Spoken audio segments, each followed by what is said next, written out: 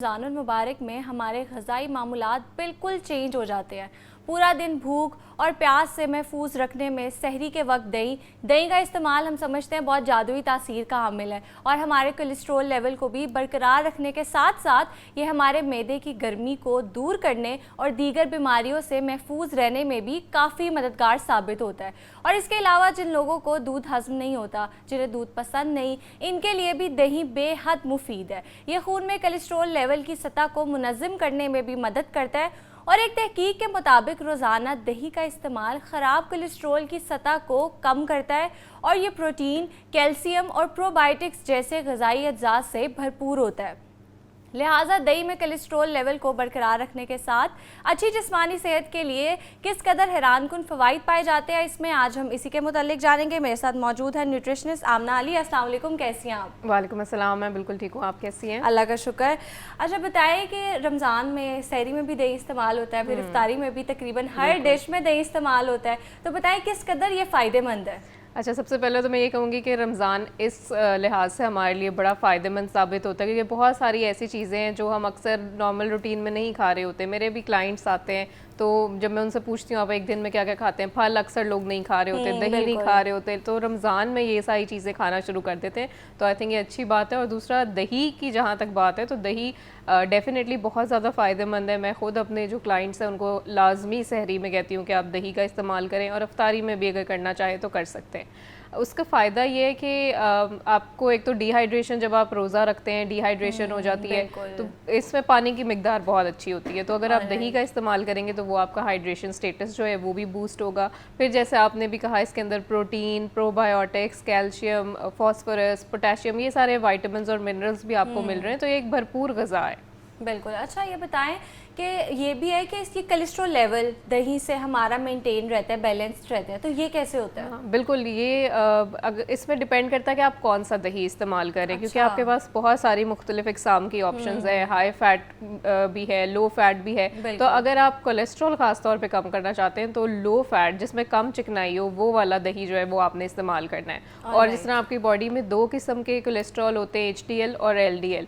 HDL अच्छा cholesterol है जो हमारे हार्ट को, हमारे जो दिल की सेहत है उसको अच्छा बनाता है, तो ये उसको बढ़ाता है। और जो LDL है जो ख़तरनाक कोलेस्ट्रॉल है, ये उसको कम करता है। तो इस लिहाज से जो है ना, दही एक कोलेस्ट्रॉल कम करने के लिए भी बहुत अच्छी ऑप्शन है। ऑलराइट। अच्छा, हम सहरी में ऑब्वियसली दही बहुत ज़्यादा यूज़ करते हैं, तो क्या हमारी भूख और प्यास के लिए बहुत बेहतर है? प्यास भी नहीं लगती पूरा दिन क्या दही खाने से? हाँ, नहीं ऐसा ही है, लेकिन उसके साथ डिपेंड करता है आप साथ ले क्या रहे हैं। अगर आप बहुत मुरगन और मिर्च मसालों वाले खाने सहरी में इस्तेमाल करें और उसके साथ आप इस दही इस्तेमाल करेंगे, जी आपको प्यास नहीं लगेगी, तो ऐसा नहीं है।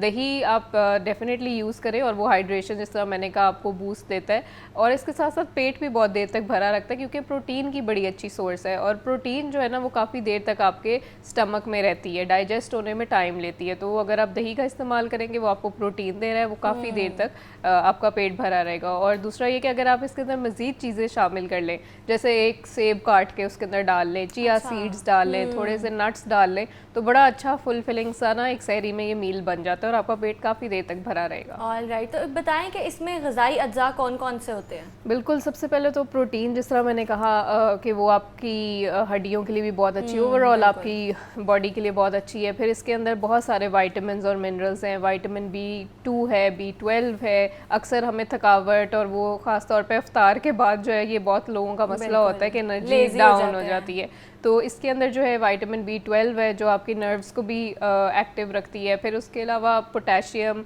मैग्नीशियम, फॉस्फोरस, ये जो है ना ये आपकी हड्डियों के लिए बहुत मुफीद है, हड्डियों को मजबूत करते हैं। ऑलराइट। तो क्या इसको खाने से हमारा वेट लॉस भी होता है? जैसे मैंने कहा कि आपके पास डिफरेंट ऑप्शंस है। अगर आप वेट लूज़ करना चाहते हैं तो लो फैट योगर्ट का इंतखाब करना है, कम चिकनाई वाले योगर्ट का।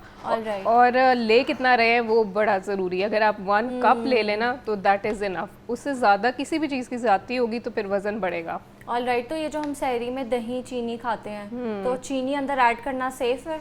देखिए, चीनी जो है वो वैसे ही उसको हम वाइट पॉइजन कहते हैं और दही इटसेल्फ इतना मीठा होता है, मेरा नहीं ख्याल कि उसके अंदर आपको ज़रूरत है कि आप शक्कर कर सकते हैं। शक्कर कर सकते हैं, लेकिन वही बात है, नेचुरल चीज़ को जितना नेचुरल रखेंगे वो फ़ायदा होगा। अच्छा, पराठा और दही इनका कॉम्बिनेशन सही है आपस में? बिल्कुल अच्छा कॉम्बिनेशन है, लेकिन पराठे का ये कि आप एक हफ्ते में कितनी दफ़ा ले रहे हैं। अगर और आप हर रोज डेली कोई सहरी में बेसिस खा रहे हैं। नहीं, डेली बेसिस पे आप अगर फैटी फूड और उसमें फिर हम फ्राई उसको फुल करते हैं ना, ऑयल डाल के जब तक उसका पूरा वो क्रिस्पी नहीं हो ऐसे जाता, ही है। तो वो अगर आप डेली बेसिस पे ले रहे हैं तो फिर जाहिर है वो नुकसानदेह है। ऑलराइट, अच्छा ये ग्रीक योगर्ट और जो दूसरा हमारा प्लेन योगर्ट होता है, इनमें क्या डिफरेंस है?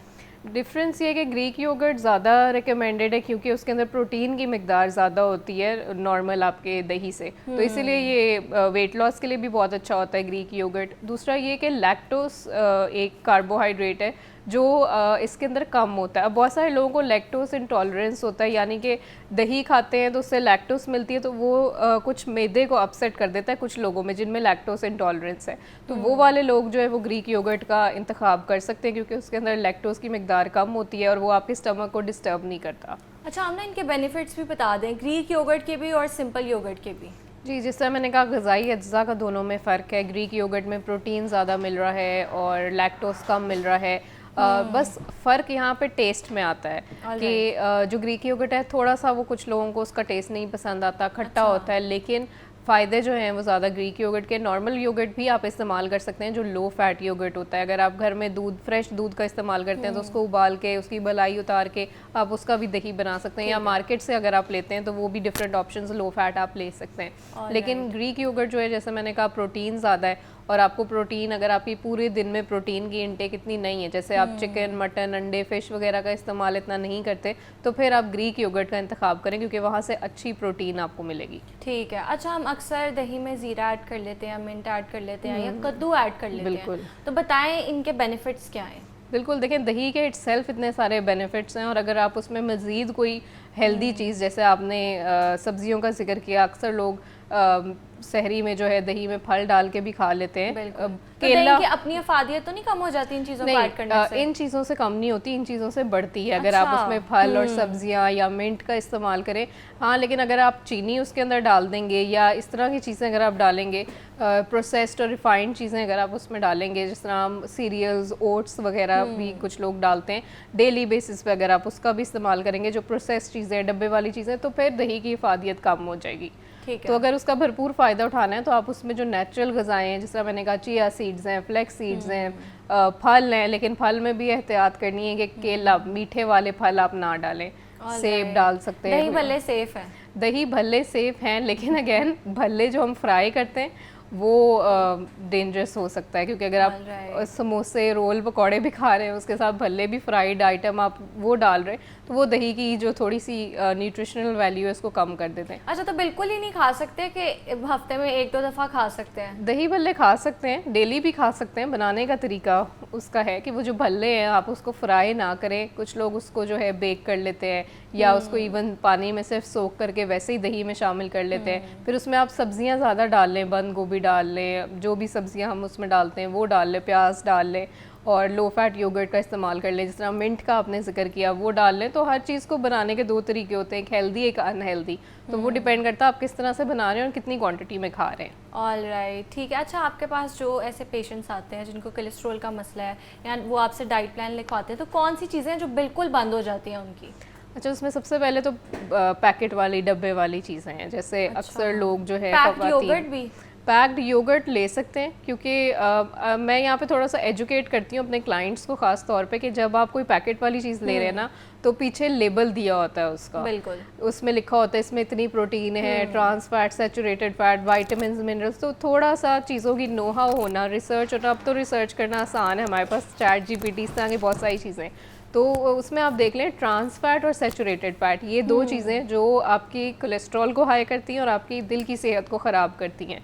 तो अगर ट्रांस फैट और सैचुरेटेड फैट किसी भी चीज़ में है तो वो आपने अवॉइड करना है। ऑलराइट। इसी तरह हमारे मार्जरीन, बटर्स, जैम्स, बहुत सारी ऐसी चीज़ें हैं जो शुगर से भरी हुई होती हैं, तो पीछे थोड़ा सा देख लिया करें उसके कि इसके अंदर शुगर कितनी है, इसके अंदर सॉल्ट कितनी है, ट्रांस फैट, सैचुरेटेड फैट ये कितनी इसके अंदर है, और फिर आप अपनी ग्रोसरी में ख़ास तौर पे वो उसका ख्याल रखें। ऑलराइट। अच्छा, अगर किसी को ये कोलेस्ट्रॉल लेवल का मसला है कि वो बैलेंस नहीं रहते, मेंटेन नहीं रहते, तो कौन से ऐसे सिम्टम्स हैं कि अब उनको रोज़ा नहीं रखना चाहिए, या अगर उन्होंने रोज़ा रखा हुआ है तो रोज़ा खोल लें वो?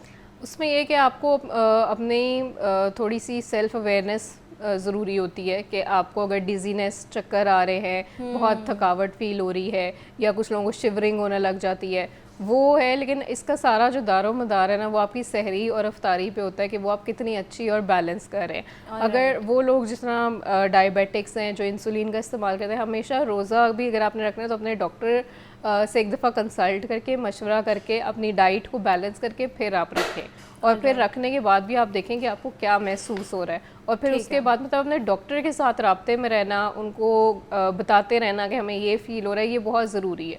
बजाय कि आप सेल्फ एक्सपेरिमेंट्स करें, ख़ुद से ही चीज़ें करें, तो आप एक दफ़ा किसी हेल्थ केयर एक्सपर्ट से मशवरा ज़रूर ले लें।